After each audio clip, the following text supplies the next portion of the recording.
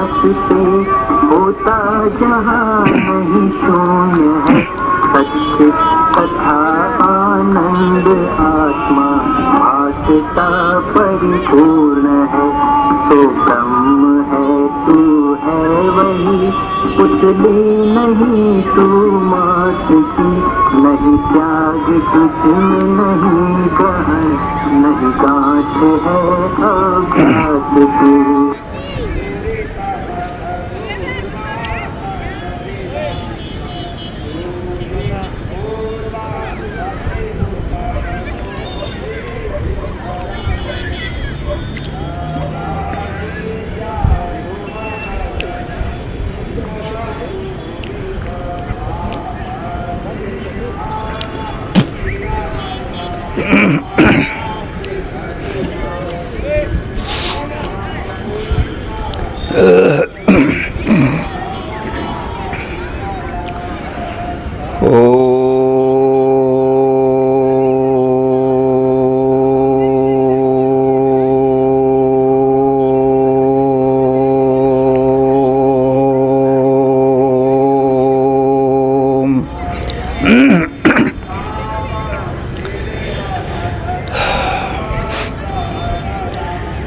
चैतन्यं शाश्वतं शान्तं व्योमातीतं निरञ्जनं नादबिन्दुकलातीतं तस्मै श्री गुरवे नमः।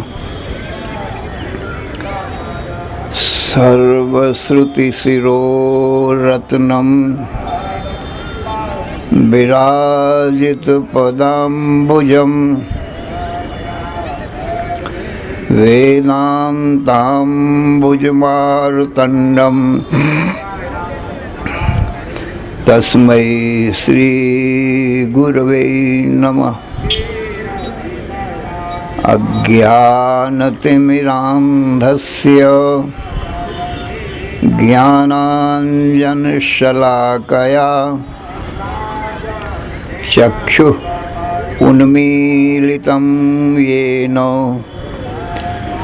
तस्मै श्री गुरवे नमः।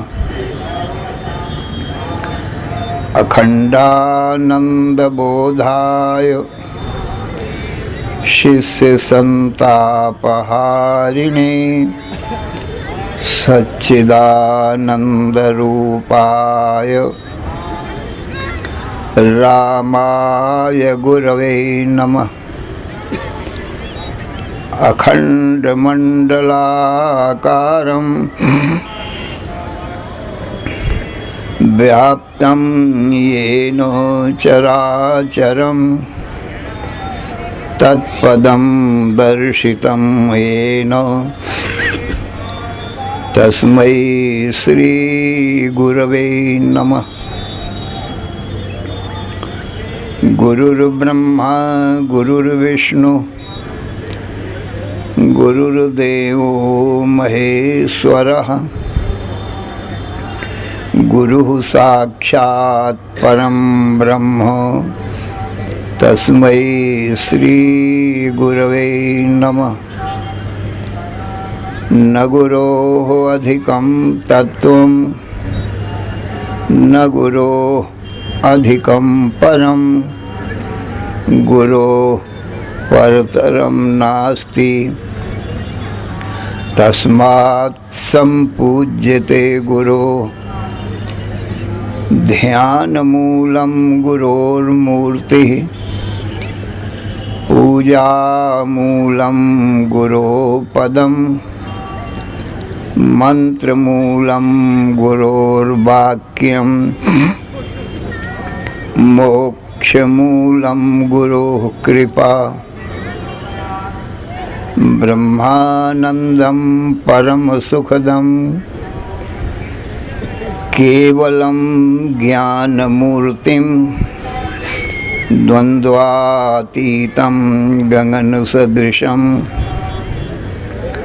तत्त्वमस्यादिलक्ष्यं एकं नित्यं विमलमचलं सर्वधी साक्षिभूतं भावातीतं त्रिगुणरहितं सद्गुरुं तं नमामि।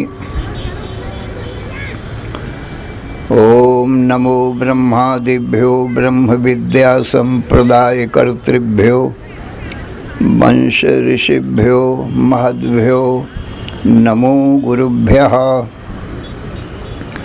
सर्वोपप्लवरहितः प्रज्ञानघनः प्रत्यगर्थो ब्रह्मैवाहमस्मि। नारायणं पद्मभवं वसिष्ठं शक्तिं च तत्पुत्र पराशरं च व्यासं शुकं गौड़पदं महान्तं गोविन्दयोगीन्द्रम् अथास्य शिष्यं श्रीशङ्कराचार्यम् अथास्य पद्मपादं च हस्तामलकं च शिष्यं तंत्रोटकं वार्त्रिककारम् अन्यान् अस्मद्गुरून् सन्ततम् आनतोऽस्मि। श्रुतिस्मृतिपुराणानाम् आलयं करुणालयं नमामि भगवत्पादं शंकरं लोकशंकरं। शंकरं शंकराचार्यं केशवं बादरायणं सूत्रभाष्यकृतौ वन्दे भगवन्तौ पुनः पुनः। ईश्वरो गुरुः आत्मेति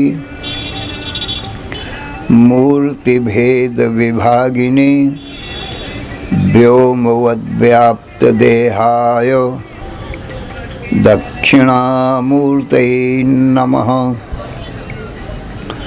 अशुभानि निराचष्टे तनोति शुभसन्ततिं स्मृतिमात्रेण यत्पुंसां ब्रह्म तन्मङ्गलं परम्। अतिकल्याण रूपत्वान् नित्यकल्याण संश्रयात् स्मर्तॄणां वरदत्वाच्च ब्रह्म तन्मङ्गलं विदुः। ओंकारश्चाथ शब्दश्च द्वौ एतौ ब्रह्मणः पुरा कंठं भित्त्वा विनिर्यातौ तस्मान् मांगलिकौ उभौ। ओम तत्सत् परब्रह्मणे नमः। श्री राम जय जय राम। श्री राम जय जय राम। श्री राम जय जय राम। श्री राम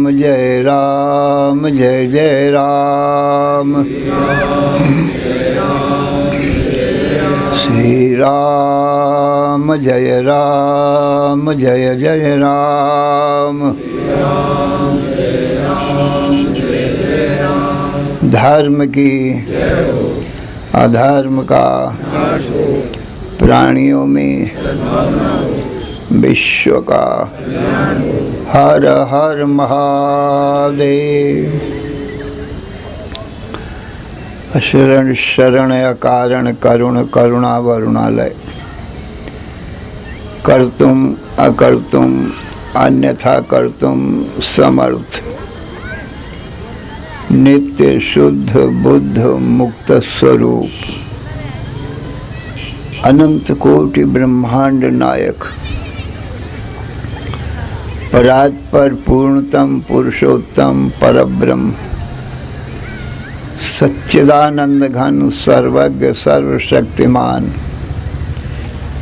सर्वाधार सर्वाधिष्ठान भगवान श्री कृष्ण से अर्जुन ने हाथ जोड़कर प्रार्थना किया, हे भगवान, मेरे परम कल्याण का उपाय बतावें। मैं आपका शिष्य हूँ, आपकी शरण में हूँ। मेरा तन, मन, बुद्धि, प्राण आपके चरणों में अर्पण है। आप मुझे वह तत्व बतावें जिससे आत्यंतिक दुखों की निवृत्ति, नित्य सुख शांति की प्राप्ति हो, मृत्यु की निवृत्ति और अमृतत्व की प्राप्ति हो। तो भगवान श्री कृष्ण बोले, हे अर्जुन, सावधान मन से श्रवण करो। देहि नित्यम अबध्योयम देहे सर्वस्य भारत, तस्मात् सर्वाणि भूतानि न त्वं शोचितुमर्हसि। अर्जुन, देही नित्य अबद्ध है, सबके देहों में। तो देही को जीवात्मा कहते हैं और देह को अनात्मा कहते हैं। अर्जुन, जितने भी देह हैं वो मेरी माया से क्षण मात्र में बन जाते हैं। सामग्री लेता नहीं हूँ, इच्छा करता हूँ, सारा संसार बन जाता है।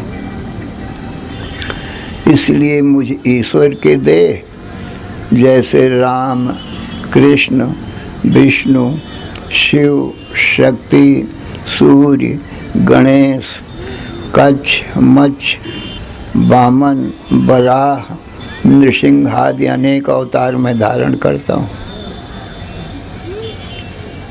परंतु ये इच्छा शक्ति से प्रकट हो जाता हूँ। ऐसे ही अनंत कोटि ब्रह्मांडात्मक संसार जगत, ये भी मैं इच्छा करता हूँ, सारा संसार क्षण मात्र में बन जाता है।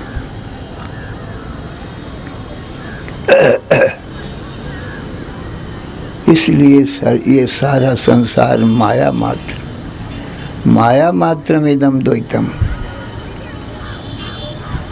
ये संसार माया मात्र, जैसे पुरुष की छाया होती है, ऐसे ही ये सारा संसार माया है। पुरुष सत्य है, छाया मिथ्या है, झूठी। सबको ही जानते हैं कि छाया झूठी होती है। सो अर्जुन, जो जीवात्मा है वो तो मैं ही हूँ सब शरीरों में, दूसरा कोई नहीं। मैं स्वभाव से ही सच्चित आनंद स्वरूप हूँ। इसलिए अपने आप को जीवात्मा जान। और ये जीव के 3 शरीर हैं, स्थूल शरीर, सूक्ष्म शरीर और कारण शरीर। ये 3 शरीर हैं। ये जो आंखों से दिखाई पड़ रहे हैं ये सब स्थूल शरीर हैं। ये पंचीकृत पंच महाभूतों से बने। मेरी माया 3 गुण वाली है, सत्वगुण, रजोगुण, तमोगुण। उन 3 गुणों से पंच महाभूत होते हैं। आकाश, वायु, अग्नि, जल और पृथ्वी, ये पंच महाभूत होते हैं। मुझे ईश्वर की इच्छा से इन पंच महाभूतों का पंचीकरण होता है। एक एक भूत के 5-5 तत्व बन जाते हैं, तो 25 हो जाएंगे। 5 महाभूतों के 5-5 तत्व जब बनेंगे तो 25 हो जाएंगे। तो ये 25 तत्वों का ये स्थूल शरीर है। इस स्थूल शरीर में ये 25 तत्व हैं। सो मैं बताता हूँ, तो सावधान मन से उनको समझ। अस्थि, चर्म, नाड़ी, रोम, मांसांश, चेति, पृथिव्यांशा। इस शरीर में अस्थि नाम हड्डी का है। चर्म, ये चमड़ा जो शरीर भर में मढ़ा हुआ है। नाड़ी, द्वासप्तति सहस्राणी स्थूला सूक्ष्माद्य नाड़या। 72,000 इस शरीर में स्थूल और सूक्ष्म नाड़ियां हैं। अस्थि, चर्म, नाड़ी, रोम। सिर में जो रोम है, बाल हैं, और शरीर भर में जो रोम है। अस्थि, चर्म, नाड़ी, रोम और मांस, ये 5 चीज पृथ्वी का अंश हैं इस शरीर में। ये सारा ढांचा ये पृथ्वी तत्व से बना हुआ है। अस्थि, चर्म, नाड़ी, रोम और मांस, इस शरीर में ये 5 चीजें पृथ्वी तत्व की हैं। अब जल तत्व की 5 चीजें हैं इसी शरीर में। मूत्र, श्लेष्म, रक्त, शुक्र, स्वेदा, अवंशा। इस शरीर में मूत्र, पेशाब, श्लेष, ये जो मुख से थूक, लार, खखार निकलता है, बलगम निकलता है, ये मूत्र, श्लेष। रक्त, रक्त माने खून, रुधिर।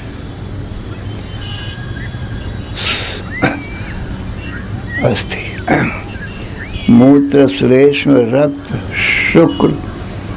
शुक्र कहते हैं वीर्य को। स्वेद, स्वेद नाम पसीने का है। ये 5 अंश जल तत्व के हैं इस शरीर में। अब अग्नि तत्व की 5 तत्व सुनो। क्षुत्, तृष्णा, लस्य, मोह, मैथुनान्यग्ने। क्षुत् माने क्षुधा, माने भूख। तृष्णा माने प्यास, तृषा। क्षुत्, तृष्णा, आलस्य और आलस्य और मोह और मैथुन, ये 5 चीजें अग्नि तत्व की हैं इस शरीर में। अब वायु तत्व की 5 चीजें सुनो। प्रचारण, विलेखन, स्थूलादुन्मेष, निमेष में उन्मेष, निमेष आदि। वायु, आँखों का खोलना और बंद करना। उन्मेष माने खोलना, निमेष माने बंद करना। श्वास लेना और छोड़ना। हाथ पैरों का सिकोड़ना और फैलाना।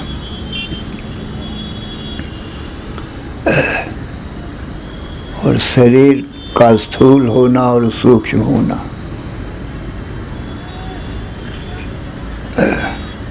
प्रचारण, विलेखन, स्थूलादुन्मेष, निमेष आदि वायु, ये वायु तत्व के हैं।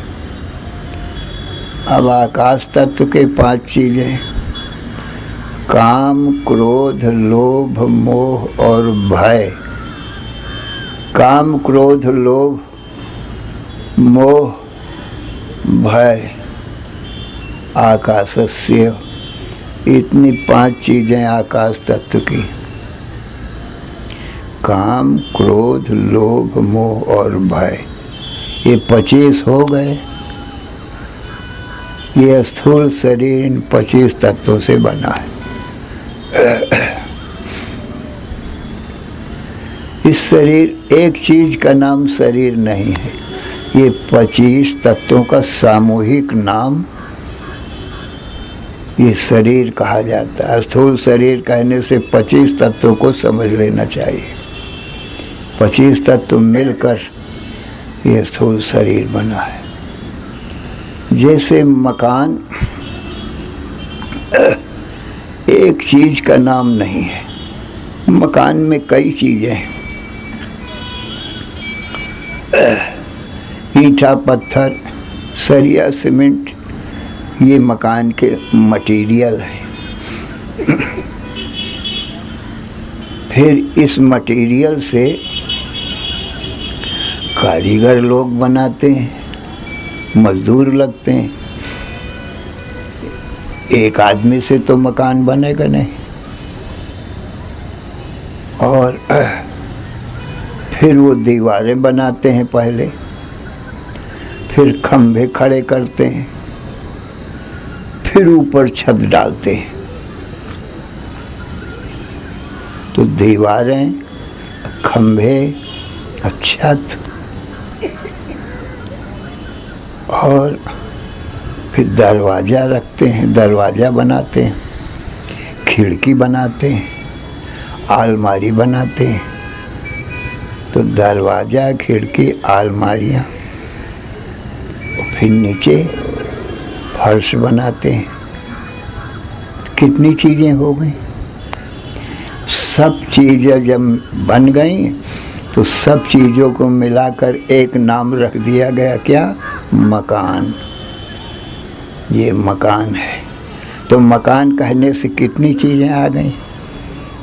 इसमें एक चीज़ का नाम मकान नहीं है। ना तो हम केवल दीवार को मकान कह सकते हैं, न खंभे को ही मकान कह सकते हैं, न दरवाजा या खिड़की का नाम मकान है, न अलमारियों का, न छत का, केवल फर्श का नाम मकान नहीं है। कहने का मतलब ये सब चीज़ों मिल करके एक नाम मकान रखा गया है। एक चीज़ का नाम मकान है। ऐसे ही स्थूल शरीर भी एक मकान है। ये 25 चीज़ों को मिल करके ये शरीर बना है, स्थूल शरीर। अब अर्जुन, इस शरीर के भीतर दूसरा एक सूक्ष्म शरीर है। सूक्ष्म शरीर में 17 अथवा 19 तत्व हैं। उनको भी समझो। आकाश, वायु, अग्नि, जल, पृथ्वी, अपंचीकृत पंच महाभूतों से सूक्ष्म शरीर बनता है। जिनका पंचीकरण ना हो, साक्षात पांचों तत्वों से सूक्ष्म शरीर का निर्माण होता है। अब उनको समझो। आकाश, वायु, अग्नि, जल, पृथ्वी, इससे 5 ज्ञानेंद्रियां बनी, 5 कर्मेंद्रियां बनी, 5 प्राण बने, मन, बुद्धि, चित्त, अहंकार, ये चतुष्टय अंतःकरण बना। 19 हो गए। अब क्रम से लगा लो साक्षात पांचों महाभूतों से। आकाश, वायु, अग्नि, जल, पृथ्वी, इससे 5 ज्ञानेंद्रियां बनी। ज्ञानेंद्रियों के नाम है श्रोत्र, त्वचा, चक्षु, जिह्वा, घ्राण। श्रोत्र नाम ये कान का है, त्वचा नाम ये चमड़े का है, चक्षु नाम इन नेत्रों का है, आँखों का है, जिह्वा जीभ का नाम है, घ्राण कहते हैं नासिका को। माने आकाश तत्व से पहले क्या बना? श्रोत्र। और वायु तत्व से यह त्वचा बनी, चमड़ा जो शरीर भर में।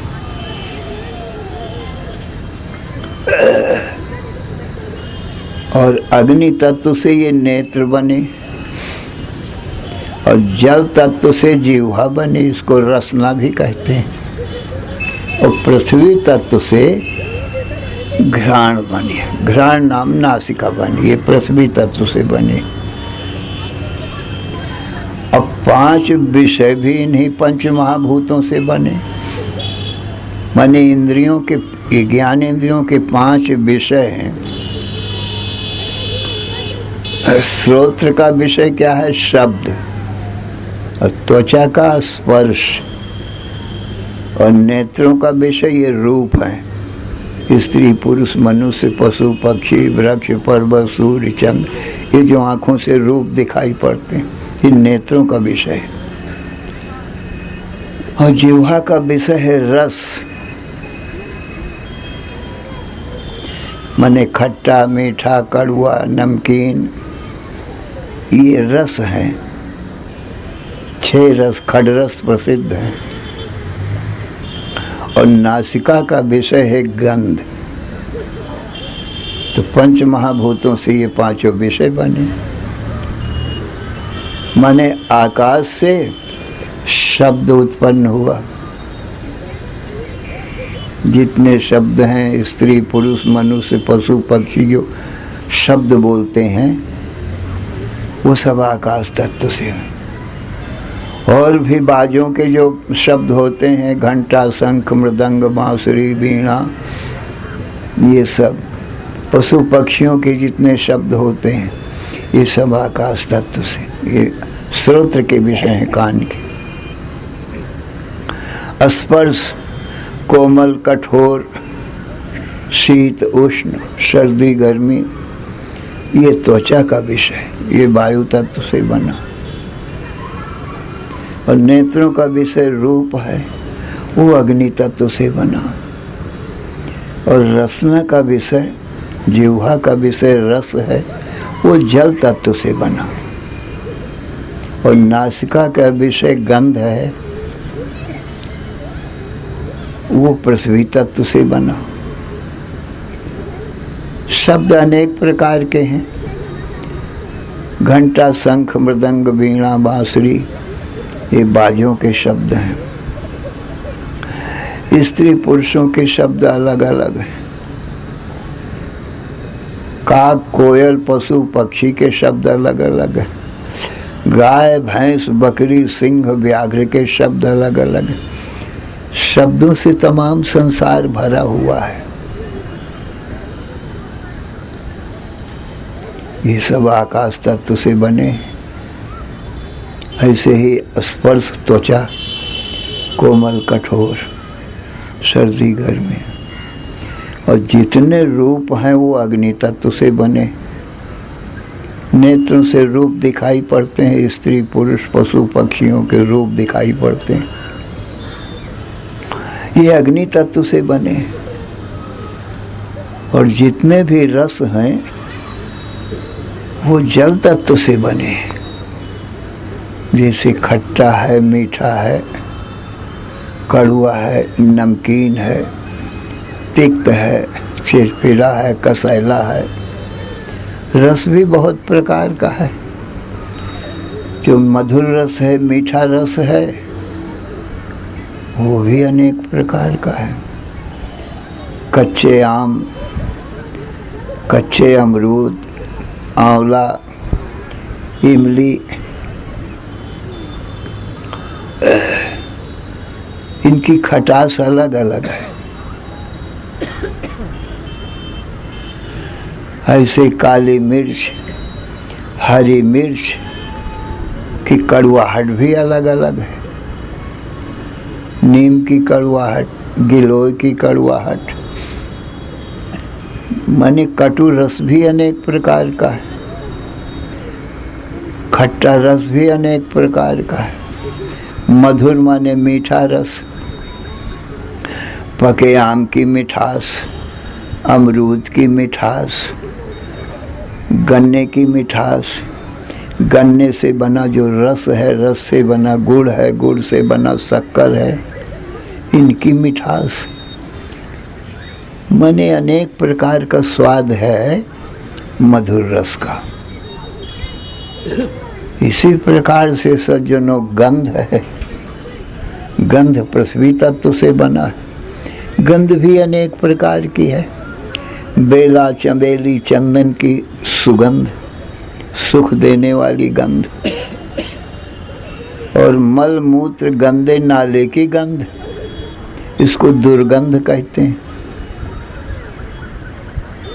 ये नासिका का विषय है। तो ये विषय भी आकाश, वायु, अग्नि, जल और पृथ्वी से बने, पांचों विषय। और फिर कर्मेंद्री बनी है इन्हीं पंच महाभूतों से। वाक्, पाणि, पाद, पायोपस्थाख्यानि कर्मेंद्रियाणि। ये पांच कर्मेंद्रियों में ज्ञान नहीं होता है, ये कर्म ही करते हैं। वाक् कहते हैं जिससे हम वचन बोलते हैं, ये वाक् इंद्री। पाणि, पाद, पाणि कहते हैं हाथ को, ये भी कर्मेंद्री है। लेन देन का काम ये हाथ से करते हैं, पूजा का काम हाथ से करते हैं। पाद कहते हैं ये पैरों को, गमन आगमन, आना जाना, ये पैरों का विषय है। वाक्, पाणि, पाद। पायुपस्थ, पायु जिससे मल त्याग करते हैं उसको पायु कहते हैं।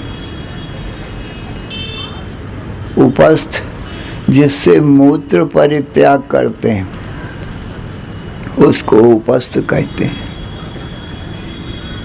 तो ये पांच कर्मेंद्री हैं, ये भी पंच महाभूतों के क्रम से बनी है। कर्मेंद्रियां और उनके विषय ये पंच महाभूतों से बने। इसी प्रकार से पांच प्राण हैं।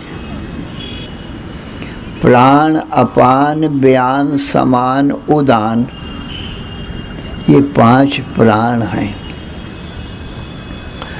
जो हम श्वास लेते हैं, ये शुद्ध वायु श्वास लेते हैं नासिका से, इसको प्राण कहते हैं। यही जीवन है, प्राण के बिना जीवन नहीं रह सकता है।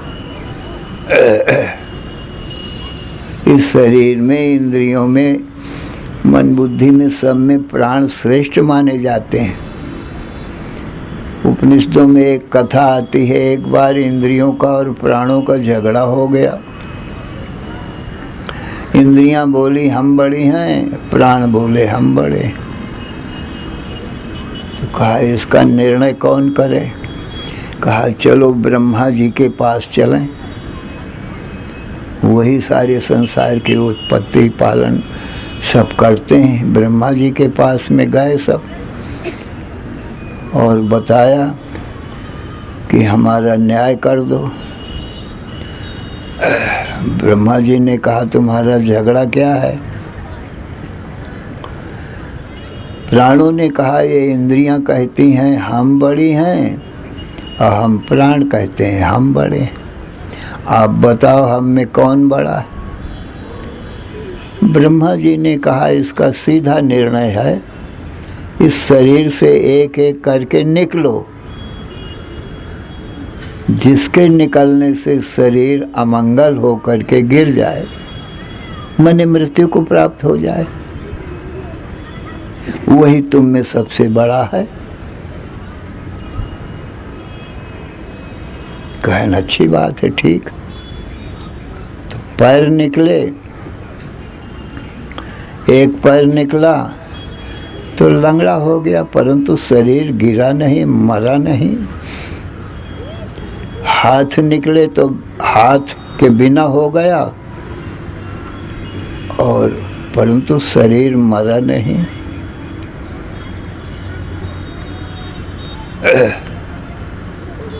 इसी प्रकार से आंख निकली तो केवल अंधा हो गया, मरा तो नहीं। इसी प्रकार से कान निकले तो खाली बहरा हो गया, परंतु मरा नहीं। सज्जनों, क्रम से सब इंद्रियां एक एक निकली, परंतु शरीर अमंगल होकर के गिरा नहीं। जीवित रहा। अब प्राण बोले भाई अब हमारी बारी है, हम निकलते हैं। अब ज्यों ही प्राण निकलने लगे तो शरीर अमंगल होकर के गिरने लगा,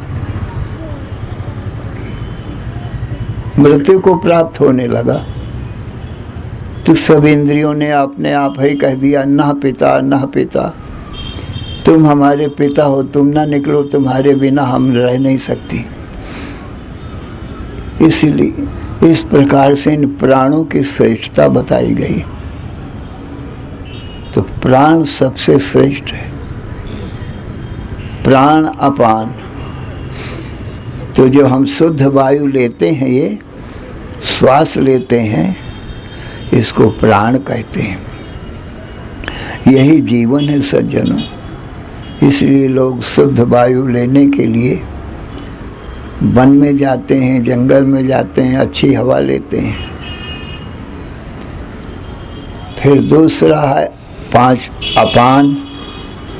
अपान उसको कहते हैं जो प्राण वायु है हमारी, शुद्ध लिया बाहर से, तो ये शरीर के भीतर जाके घूमता है शुद्ध वायु, और घूम करके फिर नासिका से बाहर निकल जाता है, जिसको प्रश्वास कहते हैं। श्वास प्राण और प्रश्वास श्वास का छोड़ना, ये अपान है सज्जन। तो नासिका से निकलता है अथवा नीचे गुदा मार्ग से निकल जाता है। ये क्या करता है? इसका काम ये है कि शरीर को शोधन करना। शरीर के भीतर जो गंदगी है मलमूत्र की, उस गंदगी को ये निकालता रहता है हर श्वास प्रश्वास में, क्योंकि गंदगी जो शरीर के भीतर रहेगी तो भी ये शरीर जीवित नहीं रहेगा। इसलिए गंदगी को निकालता रहता है क्षण क्षण में। इसको अपान कहते हैं सज्जनों। व्यान वायु सारे शरीर में व्याप्त होकर के रहता है। जितनी हमारी ये संधियों में क्रियाएं होती हैं, हाथ में, पैर में, अंगुलियों में, ये सब व्यान वायु का काम है। शरीर भर में व्याप्त होकर के रहता है। सब शरीर की क्रियाओं को ये सब करता है, सब हलचल यही कहता है व्यान वायु। और समान वायु नाभि स्थान में रहता है। जो भी हम खाते पीते हैं उसका रस बनाता है, पाचन करता है। समान वायु नाभि स्थान में पेट में रहता है। जो भी हम खाते पीते हैं उसका पाचन करता है, और पाचन करके मलमूत्र अलग कर देता है। और जो सार भाग है अन्न जल का, वो रस होता है, और फिर रस से रक्त बनाता है, खून बनाता है। तो रसाद रक्तम ततो मांसम, और फिर खून ही गाढ़ा होकर के मांस बनता है। और मांसान मैदा प्रजाए थे, मांस से मैदा बनता है। मैदा से अस्थि ततो मज्जा, और मैदा से हड्डी बनती है। मैदा से अस्थि, अस्थि नाम हड्डी का, ततो मज्जा, और फिर मज्जा बनता है, एक प्रकार का चिकना पदार्थ घी के समान। मैदा से अस्थि ततो मज्जा, मज्जा और शुक्र संभव, और मज्जा से शुक्र बनता है सज्जनों। शुक्र नाम बीज का है, उसी को बीज भी कहते हैं। शुक्र इसलिए है कि शरीर में हमारे तुम्हारे जो तेज है वो शुक्र की है। ये 7वीं धातु है अन्न की, सबका अंतिम सार पदार्थ है अन्न का। ये शरीर में जो तेज है, चमक है, वो शुक्र की है। और वीर इसलिए कहते हैं कि ये शरीर बलवान रहता है, जो कोई शुक्र को बीज को धारण करेगा उसके शरीर में बल रहता है, जल्दी रोग बीमारी उसको नहीं आती। इसी को ब्रह्मचर्य कहते हैं कि बीज को धारण करो। किस लिए? अपने शरीर के स्वास्थ्य की रक्षा के लिए बलवान तेजवान बने रहो, तेज और ताकत दोनों रहेगी।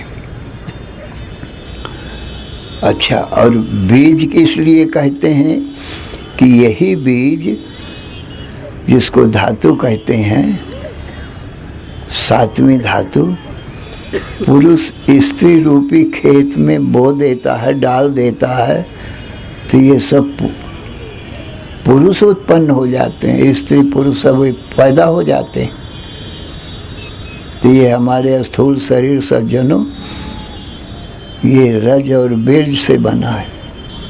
अन्न का 7वां पदार्थ है, स्त्री का रज और पुरुष का बीज। इसी से पेट में ये जाता है और वहाँ पुत्र बन जाता है, कन्या बन जाता है। गर्भोपनिषद में इसका बहुत विस्तार से वर्णन है। ऋतु काले संप्रयोगात एक रात्रोस्तम कल्लम भूत। जब ऋतु काल होता है उस समय जब स्त्री का जो मासिक धर्म है उसके बाद में ऋतु काल कहलाता है। उस ऋतु में जब पुरुष बीज बोता है स्त्री में, तो स्त्री का रज और पुरुष का बीज दोनों मिलते हैं, उसको कलल कहते हैं। सप्त रात्रो स्तंभ बुद्धम होते, 7 रात्रि में एक बुल्ला बन जाता है। अर्धमासाभ्यंतरे पिंडो भवति, आधे महीने में उसका एक पिंड बन जाता है। मासाभ्यंतरे कठिनो भवति, 1 महीने में वो पिंड कड़ा हो जाता है सज्जनों। अथ मासत द्वयेन सिरा संपद्यते, दूसरे महीने में उसी पिंड में कुछ सिर का आकार निकल जाता है। तृतीय मासे पाद प्रदेशो भवन्ति, तीसरे महीने में ये कुछ पैर निकल जाते हैं उसी पिंड से। चतुर्थे मासे मुख नासिकाक्ष श्रोत्राणि भवन्ति, चौथे महीने में मुख, नासिका, अक्षी आँख और श्रोत्र कान बन जाते हैं। पंचमे मासे पृष्ठवंशो भवति, 5वें महीने में पीठ का आकार बन जाता है। षष्ठे मासे गुल्फ जठर कटि प्रदेशो भवन्ति, 6ठे महीने में गुल्फ, ये गांठें हैं ना जगह जगह, हाथ में, अंगुलियों में, पैरों में, गुल्फ और जठर माने पेट और कटि माने कमर बन जाती है। सप्तमे मासे जीवेन संयुक्तो भवति, 7वें महीने में जीव का प्रवेश हो जाता है। पितुरेतो अधिकात् पुत्रो भवति, पिता का वीर्य अधिक होता है तो पुत्र बन जाता है पेट में ही। मातुरेतो अधिकात् पुत्री भवति, माता का बीज अधिक होता है तो कन्या का आकार बन जाता है। उभयोर बीज तुल्यत्वान नपुंसको भवति, माता पिता दोनों का बीज यदि तुल्य बराबर रहा तो नपुंसक बन जाता है। न पूरी कन्या है और न पूरा पुत्र है, उसको नपुंसक कहते हैं। अन्योन वायु परिपीडत तो युग्मा प्रजायन्ते, वायु, पेट के वायु के कारण यदि 2 पिंड बन जाए तो युग्मा तो 2 लड़के या लड़की पैदा हो जाते हैं, अथवा 1 लड़का 1 लड़की पैदा हो जाते हैं। व्याकुलित मन सौंधा कंजा कुबड़ा बामना भवन्ति, दोनों जो स्त्री पुरुष जब प्रसंग करते हैं उस समय दोनों का मन यदि दुखित हुआ, व्याकुल भया, तो वो बच्चे पर असर पड़ता है। वो बच्चा उसका अंधा हो जाएगा, कुबड़ा हो जाएगा, कंजा हो जाएगा, बामना हो जाएगा। अथ 9वें मासे सर्वलक्षण ज्ञान करण संपूर्ण भवति, 9वें महीने में सर्व लक्षण और ज्ञान करण ज्ञान भी उसको होता है। क्या ज्ञान होता है? पूर्व योनिम सहस्राणिम दृष्टा चयु ततो मया आहारा विविधा भोक्ता पीता नाना विधास्तना। पहले जन्मों के 1000 योनियों के माता पिता उसको याद आते हैं और दिखाई पड़ते हैं प्रत्यक्ष। वो कहता है देखो, मैं कभी सूकर रहा तो सूकरी मेरी माता रही, उसका मैंने दूध पिया और उसका ही भोजन किया। कभी कुत्ता रहा तो कुतिया का दूध पिया और उन कुत्ता का। कभी बिल्ली रहा तो बिल्ली मेरी माता रही और बिल्ली के स्तनों का दूध मैंने पान किया है और जो बिल्ली का भोजन होता है वो खाया। कभी गाय भैंस बकरी रहा तो वही मेरे माता पिता रहे, उन्हीं का मैंने दूध पिया और वही भोजन किया, घास भूसा आदि। कभी मैं सिंह व्याघ्र रहा तो सिंघनी का मैंने दूध पिया और वही भोजन किया। सज्जनों 1000 योनियों के माता पिता उसको याद आते। कभी मनुष्य रहा तो मनुष्य का माता का दूध पिया और वही भोजन किया। तो पूर्व योनिम सहस्राणिम दृष्टा चयु ततो मया आहारा विविधा भोक्ता पीता नाना विधास्तना। अहो दुखम अहो यन्मया पर्जनस्यार्थे कृतम कर्म शुभाशुभम एकाकी तेन दह्ये हम गतास्ते फल भोगिना।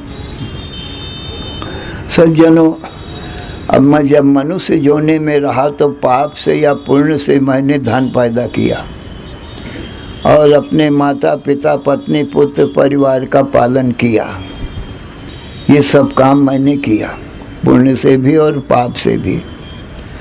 परंतु उन पुण्य पाप कर्मों का जो फल है, अब मुझको गर्भ में आना पड़ा, क्योंकि जो पुण्य पाप नष्ट हो जाते हैं तो गर्भ में नहीं आना पड़ता, उसको मुक्त हो जाता है।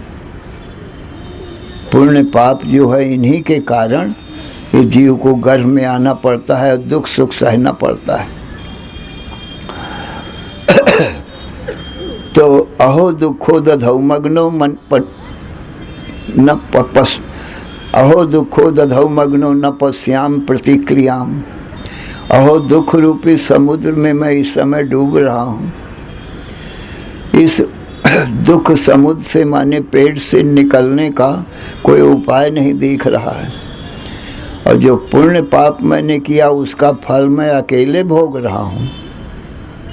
गतास्ते फल भोगना, वो तो मैंने जो कमाया पैदा किया उसी के फल भोगने वाले वो रहे और चले गए, कोई दिखाई नहीं पड़ता। अब ये गर्भ के दुखों से मेरी रक्षा करे। अहो दुखो दधौ मग्नो, अरे दुख समुद्र में मैं डूब रहा हूँ। न पश्याम प्रतिक्रियाम, कोई उपाय नहीं दिखता कि मैं गर्भ से बाहर कैसे निकलूं। अब जब कुछ नहीं सूझता तो उसको भगवान याद आते हैं, तो भगवान से प्रार्थना करता है। वो गर्भ में क्या प्रार्थना करता है? यदि ओन्य प्रमुचे हम तत्प्रपद्ये नारायणम अशुभक्षय कर्तारम फल मुक्ति प्रदायकम। यदि ओन्य प्रमुचे हम ध्याये ब्रह्म सनातनम अशुभक्षय कर्तारम फल मुक्ति प्रदायकम। यदि ओन्य प्रमुचे हम तत्प्रपद्ये महेश्वरम अशुभक्षय कर्तारम फल मुक्ति प्रदायकम। प्रभो, अब की इस योनि से मुझको निकाल लो तो हे नारायण, तुम्हारे को कभी नहीं भूलूंगा, तुम्हारा ही भजन मैं करूंगा। तुमको भूलने का ही ये फल है। माता पिता भ्राता भगनी पत्नी पुत्र परिवार में आसक्त रहा और तुमको भुला दिया। उसका नतीजा, उसका फल ये है कि गर्भ के दुखों से मैं तपायमान हो रहा हूँ। कोमल शरीर गंभीर पीर अधीर बालक रोई। कोमल शरीर है, गंभीर पीर है, अधीर होकर के बालक रोता है वहाँ गर्भ में, उपाय को देखता नहीं, तो पर भगवान से यही प्रार्थना करता है, अब कि मुझको निकाल लो प्रभु, तो आपको कभी नहीं भूलूंगा। मैं महेश्वर भगवान का स्मरण करूंगा, उन्हीं का भजन करूंगा। वो तो बड़े दयालु हैं, सब मेरे पापों को भुला करके और मुक्ति रूपी फल को देंगे, माने जन्म मरण से हमेशा को छुड़ा लेंगे। 1 महीना लगातार सज्जनों भगवान से यही प्रार्थना करता रहता। तब भगवान अपनी महामाया शक्ति योग माया को आज्ञा देते हैं कि जाओ इस बालक को गर्भ से बाहर करो। तब योग माया आती है और उस बालक को गर्भ से बाहर निकालती है। अथि योनि द्वारम संप्राप्त, जब ये योनि द्वार से बाहर निकलता है तो कोल्हू में जैसे गन्ना निकलता है पिरता हुआ, इसी प्रकार से छोटा द्वार है। बालक का शरीर कुछ बड़ा है तो पिसता हुआ निकलता है। मातृस्तु और माता को भी बहुत दुख होता है, योनि फट जाती है। कितनी माताएं बेहोश हो जाती हैं, कितने के तो प्राण भी चले जाते, इतना दुख होता है। प्रसव की पीड़ा सबसे बड़ी पीड़ा है स्त्रियों के लिए।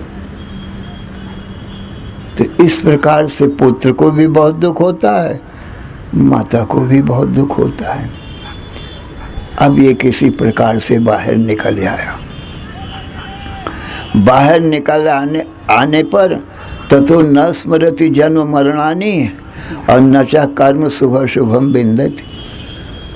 अपने जन्म मरण को भूल गया, पहले के माता पिताओं को सब भूल गया, और गर्भ में जो भगवान से करार किया था कि प्रभु अब आपको कभी नहीं भूलूंगा, वो करार को भी भूल गया।